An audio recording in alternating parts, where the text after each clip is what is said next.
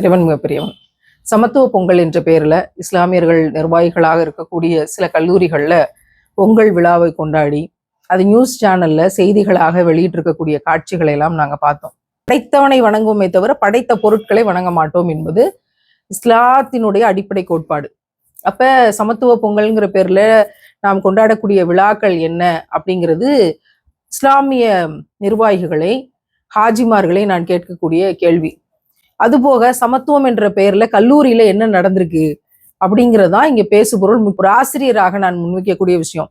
இது இஸ்லாமியர்கள் நிர்வாகிகளாக இருக்கக்கூடிய கல்லூரிகள் மட்டும் இல்ல, தமிழகம் முழுக்க இருக்கக்கூடிய எல்லா கல்லூரிகள்லையும் இது போல பொங்கல் விழாக்கள் நடத்தின கல்லூரிகள்ல இது போல நடந்திருந்தால் இந்த கேள்வி அத்தனை கல்லூரிகளுக்கும் அத்தனை பள்ளிகளுக்கும் தான்.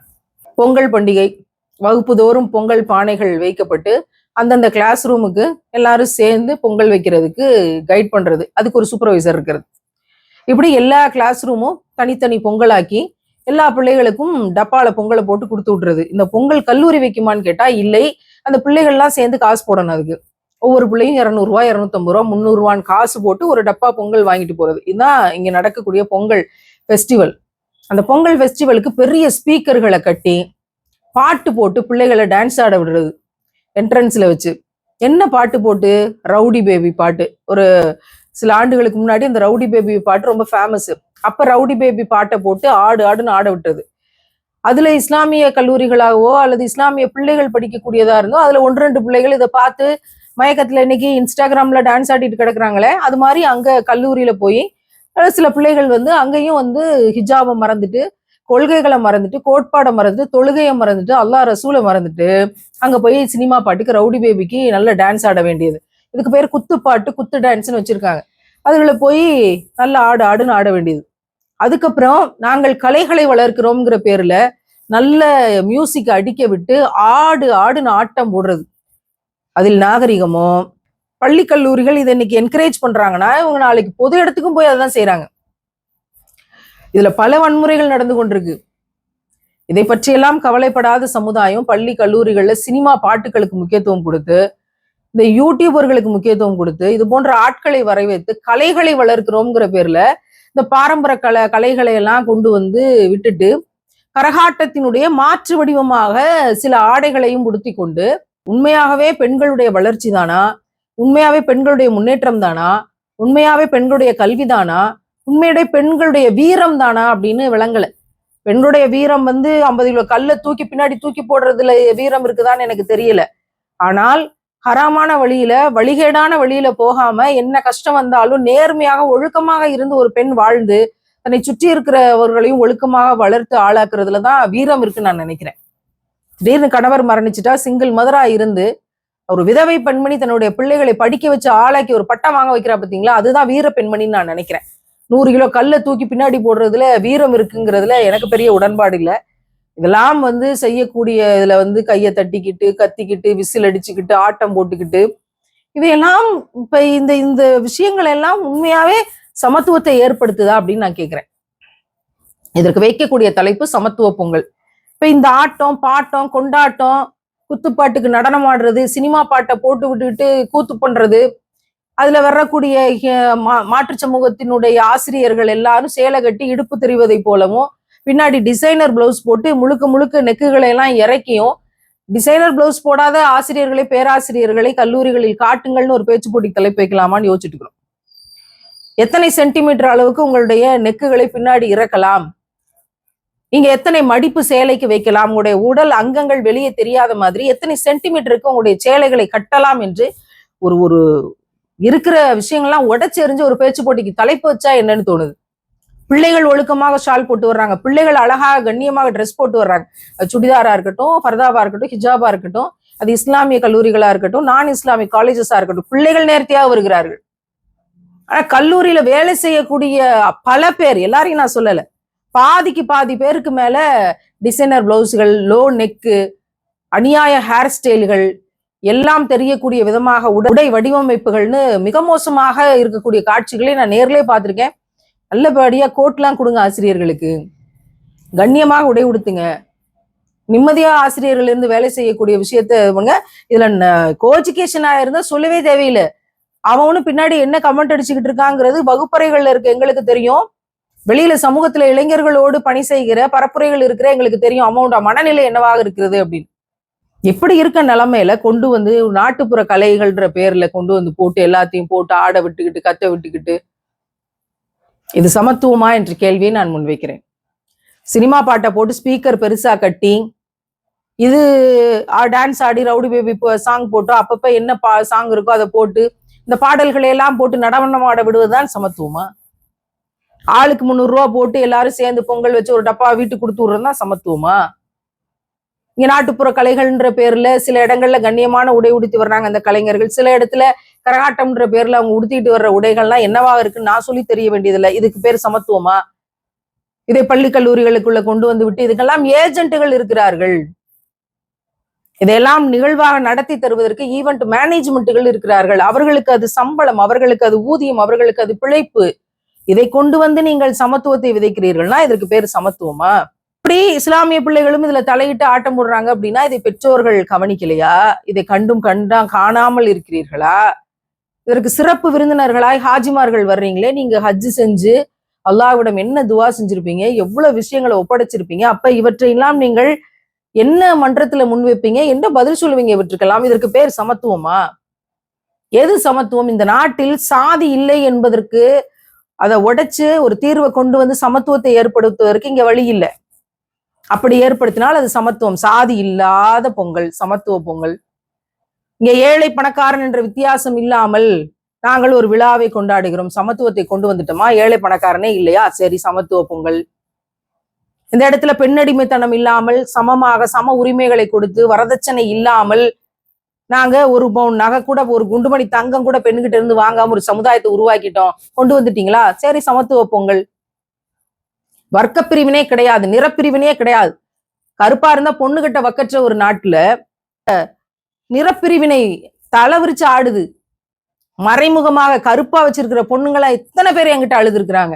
அப்படி கருப்பு வெள்ளைங்கிற வர்க்க பிரிவினை எல்லாம் மாத்தி மிக சிறப்பாக ஒரு சமூகத்தை உருவாக்கிட்டோமா? சரி, சமத்துவ பொங்கல். ஏழை பணக்காரன் வெள்ளை கருப்பு மேல் சாதி கீழ் சாதி இப்படி இதெல்லாம் உடைச்சிட்டு நாங்க ஒரு நல்ல சமத்துவமான சமுதாயத்தை உருவாக்கிட்டோம். சமத்துவ பொங்கல். ஆனா நீங்க சமத்துவ பொங்கல்ன்ற பேர்ல என்ன பண்ணிட்டு இருக்கீங்க? இது சமத்துவ பொங்கலா? எனக்கு ஒன்னும் விளங்கல, பதட்டமாகுது நமக்கு. சமத்துவம் என்பது என்ன என்பதை இஸ்லாம் போல உலகத்துல யாரும் எந்த இடத்திலும் சொல்லி கொடுத்தது கிடையாது. இறைவனுக்கு முன்னால் எல்லாம் சமம். இறைவன் இதெல்லாம் ஹலால்னு சொல்லியிருக்கான், இதெல்லாம் ஹராம்னு சொல்லியிருக்கிறான்.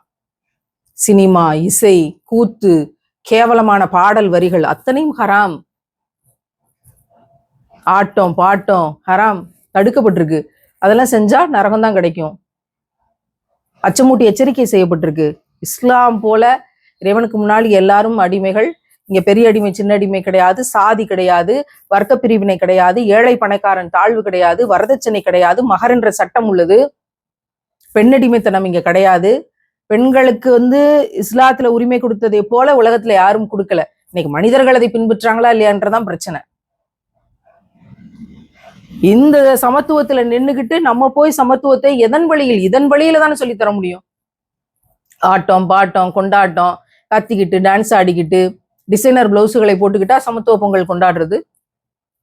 ஏன் கல்லூரிகள் ஆசிரியர்களுக்கு பேராசிரியர்களுக்கு ஒரு கோட்டு கொடுக்க கூடாதா? அது அவங்களுக்கு கண்ணியமா தானே இருக்கும். ஏன் அதை செய்ய மாட்டேங்கிறீங்க? அட்லீஸ்ட் இஸ்லாமிக் காலேஜஸ்லயா அதை செய்யலாம்ல. உங்களுடைய உடை நாகரிகம் என்பது உலகத்துக்கே உடை நாகரிகத்தை ஒழுங்கை தன்னுடைய உடலை பேணுதலாக அது காட்சி பொருள் ஆகக்கூடாதுங்கிறது தானே இஸ்லாம். அட்லீஸ்ட் உங்க காலேஜ்லயாவது நீங்க எல்லாருக்கும் கோட்டு கொடுக்க கூடாதா? பெண்களுக்கு பெண் பிள்ளைகள் எல்லாம் சேர்ந்து விளையாடக்கூடிய விளையாட்டுகளுக்கு ஆண்களை கோச்சுகளாக போடுறதுங்கிறது ஆகப்பெரிய ஹராம். அவற்றெல்லாம் நாங்க தொடர்ந்து எதிர்க்கிறோம், கண்டிக்கிறோம். பெண்களை கோச்சுகளா போடுங்க, இல்லைன்னா அப்படி ஒரு கேம் தேவை கிடையாது. எப்படி பெண் பிள்ளைகள் டீனேஜ் பிள்ளைகள் விளையாடுற விளையாட்டுக்கு ஆண்களை கோச்சுகளா போடுவீங்க? ஒட்டுமொத்தம் உடஞ்சு போச்சு. இதை நாங்க எல்லா இடத்துலயும் சொல்லிக்கிட்டு இருக்கோம். முஸ்லீம் நான் முஸ்லீம் இல்லாம எல்லா இடத்துலையும் சொல்லிக்கிட்டு இருக்கோம். ஆண் ஆசிரியர்களை பெண் பிள்ளைகளுக்கு நியமிக்காதீர்கள், குறிப்பா கேம்ஸுக்கு பிடிக்கு. ஒரு நம்ம பேசிக்கிட்டு இருக்க அந்த நேரத்துல 13 பிள்ளைகள் பாலியல் வன்கொடுமையால பாதிக்கப்பட்டு கொண்டிருக்கும் போது ஒரு ஊர்ல அத்தனை பள்ளிகள் இருக்குன்னா எவனாவது ஒரு ஆசிரியர் பாலியல் வன்கொடுமை, மாணவிகளை ஏமாத்தி சீரழிச்சு எத்தனை பிள்ளைகள் தற்கொலை செஞ்சு இறந்து போயிருக்காங்க. இந்த ஆசிரியர் என்னை அபியூஸ் பண்ணாரு, தொடர்ந்து என்னை பயன்படுத்திட்டாரு, எனக்கு நியாயம் கிடைக்கலன்னு எத்தனை பிள்ளைகள் தற்கொலை செய்து இறந்து போயிருக்காங்க. அப்படி இருக்க லட்சணத்துல பெண் பிள்ளைகளை பாதுகாப்பா வைங்க, ஆண் ஆசிரியர்களை எல்லாம் போடாதீங்க. பெண் பிள்ளைகளுக்குன்னு சொல்லும் போது சில இஸ்லாமிக் இன்ஸ்டிடியூஷன்ஸ்ல கேம்களுக்கு ஆண்கள் கோச்சுகளை போட்டு கபடி விளையாடுகிறார்கள்னா கேட்கும்போது, ஃபுட்பால் விளையாடுறாங்க, வாலிபால் விளையாடுறாங்கன்றது கேட்கும்போது வைத்தறிச்சலா இருக்குது எங்களுக்கு. எதை சொல்லி எப்படி யாரிடம் எடுத்து சொல்லி இதை மாற்றுவதுன்னு தெரியாம தான் இந்த காணொளிகளை வெளியிட்டு கொண்டிருக்கிறோம். யாராவது ஒருத்தர் இதை எடுத்து சொல்லி இதை மாத்திர மாட்டாங்களா? இது மாறிடாதா? இதற்காக ஒரு இயக்கம் அமைத்து மாத்தணுமா? அப்படிங்கிற பரிதவிப்போடு இதையெல்லாம் நாங்கள் வெளியிட வேண்டியிருக்கு. இறைவனுக்கு அஞ்சிக் கொள்ளுங்கள் அப்படிங்கிறதான் இஸ்லாமிக் இன்ஸ்டிடியூஷன்ஸ்க்கு நாங்க சொல்லிக்கிறோம். இறைவனுக்கு அஞ்சிக் கொள்ளுங்கள். நீங்க ஒரு நிறுவனம் நடத்துனீங்க, நீங்க ஒரு ஸ்கூல் வச்சீங்க, நீங்க ஒரு காலேஜ் வச்சீங்க, நான் எதையெல்லாம் தடுத்தனோ அதெல்லாம் சிறப்பா விழா வச்சு கொண்டாடி இருக்கிறீங்க. இதுக்கு நீங்க என்ன பதில் சொல்றீங்கன்னு இறைவன் கேட்டால் உங்களுடைய பதில் என்ன? இறைவன் இவற்றையெல்லாம் மன்னித்து நேர்வழியை சமூகத்துக்கு கொடுக்கணும்னு நாங்க அதிகமா துவா செஞ்சுக்கிறோம். இப்படி போய் கொண்டிருக்க பரிதவிப்பான நிலைமையில பிள்ளைகளை பெற்றோர்கள் கண்ணியமாக வளர்த்து பள்ளி கல்லூரிகளில் என்ன நடக்கிறது என்பதை கவனித்து உடனடியா போய் இதெல்லாம் தடுக்கிறதுக்கு ஏதாவது ஒரு வேலை செய்யுங்க. நான் எப்படி இதெல்லாம் போய் கேட்கறது நின்றீங்கன்னா இவ்வளவு பிரச்சனை நாளைக்கு நம்ம வீட்டுக்கு வராதுங்கிறதுக்கு எந்த உத்தரவாதமும் கிடையாது. நாங்க எங்களுக்கு தெரிஞ்ச சில கல்லூரிகளுக்கு கடிதம் எழுதி கொடுக்கலாம்னு தான் இருக்கிறோம். பள்ளிகள் கல்லூரிகள் எங்கள் பிள்ளைகளை ஒழுக்கமாக வளர்த்து விடுவார்கள் என்று நம்பித்தானே கூலி வேலை செய்து பிள்ளைகள் பல பெற்றோர்கள் கூலி வேலை செய்து உங்களுடைய நிறுவனத்துல கொண்டு வந்து சேர்க்கிறாங்க. கூலி வேலை செய்யக்கூடிய தாய்மார்கள்ட்ட இருந்து நம்ம கை நீட்டி ஃபீஸ் வாங்குறோமே, என் பிள்ளைய ஒழுக்கமா வளர்த்து ஆளாக்கிடுவாங்கன்னு அந்த தாய் நம்பித்தானே அனுப்புறா. இங்க நம்மளே இதெல்லாம் செஞ்சோம்னா இப்ப அந்த தாய் கூலி வேலை செய்யக்கூடிய அந்த தாயினுடைய கனவுக்கு யார் பதில் சொல்றது? இறைவன் இதுல கேள்வி கணக்குல வச்சோம்னா நம்ம கிட்ட ஏதாவது பதில் இருக்கும்னு நினைக்கிறீங்களா? உலகம் நாகரிகம் என்ற பெயர்ல அட்மிஷனுக்காக எதையோ செய்து படைத்த இறைவனை, ஏக இறைவன் ஒருவனே என்பதை நம்பிக்கொண்டிருக்கிற நாமும் அதை செய்துவிடக் கூடாது. ரொம்ப கவனமா இருக்கணும். அப்படி ஒரு வருமானம் தேவையில்லை, அப்படி ஒரு அட்மிஷன் தேவையில்லை, அப்படி ஒரு விளம்பரம் தேவையில்லை, அப்படி ஒரு ஆட்டம் பாட்டம் தேவையில்லைங்கிற முடிவுக்கு நிர்வாகிகள் வராத வரைக்கும் சமூகத்தினுடைய முன்னேற்றத்தை ஒருபோதும் நினைச்சு கூட பார்க்க முடியாது. இனிமே ஏற்கனவே பிள்ளைகள் இன்ஸ்டாகிராமு, யூடியூபு, வாட்ஸ்அப்பு, ஃபேஸ்புக்குன்ற பேர்ல இங்க இப்படி அனாச்சாரங்கள் பாதுகாக்கிறது எப்படின்னு தெரியாம ஒவ்வொரு விஷயத்தையும் போராட்டத்தோடு அந்த மனநிலையோடு அணுகி பிரச்சாரம் செய்து கொண்டிருக்கிறோம். அதுக்காக வேலை செஞ்சு கொண்டிருக்கிறோம். ரொம்ப வேதனையா இருக்கு. பிள்ளைகளை பாதுகாக்க வேண்டிய நாம் கூடுதல் கவனத்தோடு இருக்க வேண்டியதா இருக்கு. சினிமா இல்லாமல், சினிமா பாடல்கள் இல்லாமல், இந்த இசை என்ற பெயர்ல இங்க நடக்கக்கூடிய கூத்துக்கள் எல்லாம் இல்லாமல் பள்ளி கல்லூரிகளை பாதுகாக்க வேண்டியது எப்படி அப்படிங்கிற ஒரு மிகப்பெரிய ஆபத்தான சூழ்நிலையில இருக்கிறோம். எனவே சமத்துவம் என்ற பெயரில் நீங்கள் நடத்தக்கூடிய இந்த விழாக்கள் எல்லாம் சமத்துவமானவை அல்ல. உண்மையான சமத்துவத்துக்கான போராட்டம் வீதிகளில் இருக்கிறது, ஏழை மக்களிடத்தில் இருக்கிறது, நிற பேதத்தால் பாதிக்கப்பட்டிருக்கிற கருப்பு நிறத்தினுடைய மக்களிடத்தில் இருக்கிறது, சாதியின் பெயரால் பாதிக்கப்பட்டிருக்கிற அந்த ஒடுக்கப்பட்ட தாழ்த்தப்பட்ட சமூக மக்களிடத்தில் இருக்கிறது சமத்துவம். அவர்கள் இதுல இருந்து காப்பாத்துறதுக்கு யாரெல்லாம் போராடுறாங்களோ வேலை செய்யறாங்களோ அதில் இருக்கிறது சமத்துவம்.